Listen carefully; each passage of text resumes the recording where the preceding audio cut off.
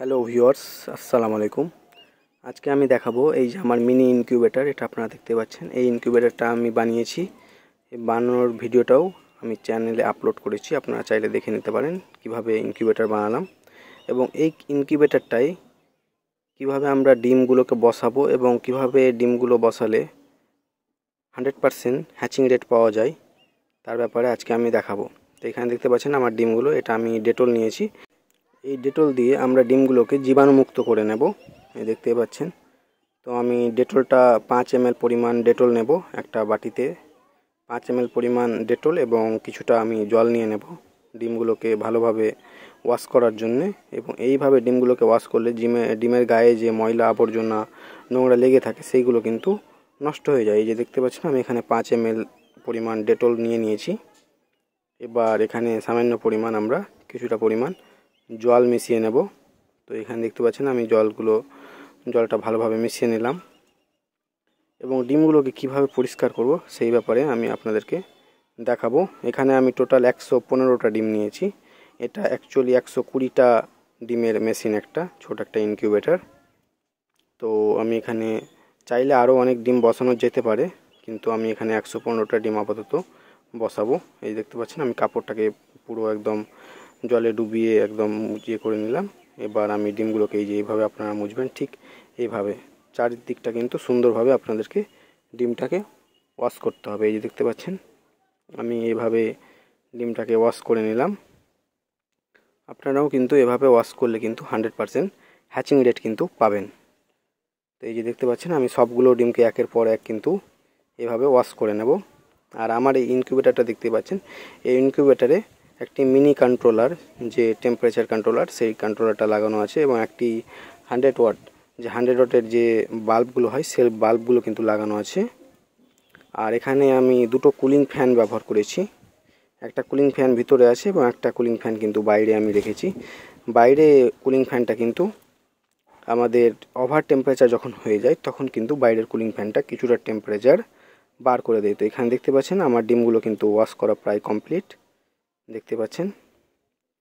আপনারাও ঠিক এভাবে ডিমগুলোকে সুন্দরভাবে ওয়াশ করে নেবেন। ওয়াশ করার পর আপনারা ডিমগুলোকে কিছুক্ষণ 5 মিনিটের মতো ছেড়ে দেবেন ডিমটাকে শুকনোর জন্যে। ডিমগুলো শুকিয়ে গেলে তারপর কিন্তু আপনাদেরকে ডিমগুলোকে কিন্তু মার্কিং করতে হবে। তো মার্কিং কিভাবে করবেন সেটাও আমি আপনাদেরকে দেখাবো এই ভিডিওতে। এই যে দেখতে পাচ্ছেন আমি গামলাটা সুন্দর করে পরিষ্কার করে নিলাম। এবার আমি এখানে মার্কিং করে ডিমগুলোকে রাখবো। তো এই যে দেখতে পাচ্ছেন এটা আমার হাতে একটা মার্কার আছে। মার্কিং আমি করব ডিমের গায়ে দুটো করে মার্কিং করব, ডিমগুলোকে টার্ন করতে সুবিধা হবে। এই যে দেখতে পাচ্ছেন একটা আমি ক্রস মার্ক করলাম এবং একটা এখানে রাউন্ড করে দেবো, একটা গোল করে দিলাম। এই যে দেখতে পাচ্ছেন আমরা ঠিক এভাবেই কিন্তু সবগুলো ডিমকে কিন্তু মার্ক করে দেব। এই যে দেখতে পাচ্ছেন একটা ক্রস এবং একটা গোল, এভাবে আপনারা সব ডিমগুলোকে কিন্তু মার্ক করে নেবেন। এইভাবে মার্ক করলে ডিমগুলোকে যে টার্ন করার সময়, ডিমগুলোকে ঘোরানোর সময় কিন্তু খুব সুবিধা হয়। ডিমগুলোকে দিনে 3 বার থেকে 4 বার কিন্তু ডিমগুলোকে ঘোরাতে হয়, যেহেতু এটা আমাদের ম্যানুয়াল মেশিন। তো ডিমগুলোকে 3 থেকে 4 বার কিন্তু দিনে ঘোরাতে হয়। তো এক্ষেত্রে কিন্তু সুবিধা হয়, কোন ডিমটা ঠিকভাবে ঘুরেছে কোন ডিমটা ঘোরানো হয়নি সেটা কিন্তু বোঝা যায়। তো এখানে দেখতে পাচ্ছেন আমি এভাবে মার্কিং করে চলছি, সবগুলো ডিমকে কিন্তু মার্ক করে নিচ্ছি। আর এখানে দেখতে পাচ্ছেন আমার ইনকিউবেটরের সামনে একটি কিন্তু কাঁচ রয়েছে। এই কাঁচটার সাহায্যে কিন্তু আপনারা ইজিলি কোনো ঢাকনা ওপেন করাই কিন্তু আপনারা বাইরে থেকে ইজিলি দেখতে পাবেন আপনার টেম্পারেচার কত আছে এবং কত হিউমিডিটি আছে, সব দেখতে পাবেন। যেহেতু বারবার ঢাকনা খুললে কিন্তু এখানে হিউমিডিটিটা বেরিয়ে যাওয়ার চান্স থাকে, অনেক টাইমে হিউমিডিটি লস হয়। তো এখানে দেখতে পাচ্ছেন। আর মূলত আমরা টেম্পারেচার যেটা রাখবো, টেম্পারেচার আমি এখানে আমার কন্ট্রোলারে সেট করেছি মূলত 37.7 থেকে 37.1। আমার প্রায় মার্কিং করা কমপ্লিট। এবার আমি ডিমগুলোকে কিন্তু মেশিনে বসাবো। তো এই যে দেখতে পাচ্ছেন আমি ইনকিউবেটরটাকে অন করে নিচ্ছি। ইনকিউবেটরটাকে অন করা হয়ে গেছে। এখানেও দেখতেই পাচ্ছেন আপনারা ফ্যানটা অন হয়ে গেছে। আর এখানে দেখতে পাচ্ছেন ভিতরে একটা মিটার রাখা আছে, এটা হচ্ছে হাইগ্রোমিটার যেটাকে বলা হয়। এখানে টেম্পারেচার আর হিউমিডিটি দুটোই শো করে। এই যে দেখতে পাচ্ছেন আমি ডিমগুলোকে কিন্তু পরপর এখানে রেখে নেব এভাবে আমার ইনকিউবেটারে। ডিমগুলোকে প্রপারলি রেখে দেবো। এখানে দেখতে পাচ্ছেন টেম্পারেচারে একটা সেন্সার আছে, পিছনে রাখা আছে সেন্সারটা, যে সেন্সারটা সেন্স করে তাপমাত্রাকে এবং বলটাকে কিন্তু কন্ট্রোল করে, তাপমাত্রা কন্ট্রোল করে। এবার দেখতে পাচ্ছেন আমি ডিমগুলোকে ঠিক এভাবে বসিয়ে নিচ্ছি, আপনারাও ঠিক এভাবে বসিয়ে নেবেন এবং দিনে 3বার করে কিন্তু টার্ন করবেন। এখানে আমি টেম্পারেচার এবং হিউমিডিটিটা রাখবো প্রথম সপ্তাহ রাখবো আমি 50 থেকে 55 হিউমিডিটি রাখবো।